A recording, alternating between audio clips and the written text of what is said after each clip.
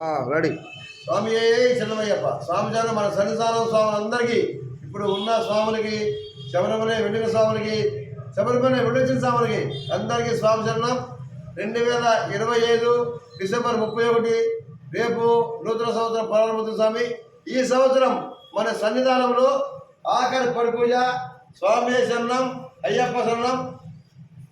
స్వామి శరణం అయ్యప్ప శరణం శరణపునయప్ప స్వామి శరణం అయ్యన్ శరణం అయ్యప్ప శరణం శరణపునయప్ప స్వామి శరణపునయప్ప.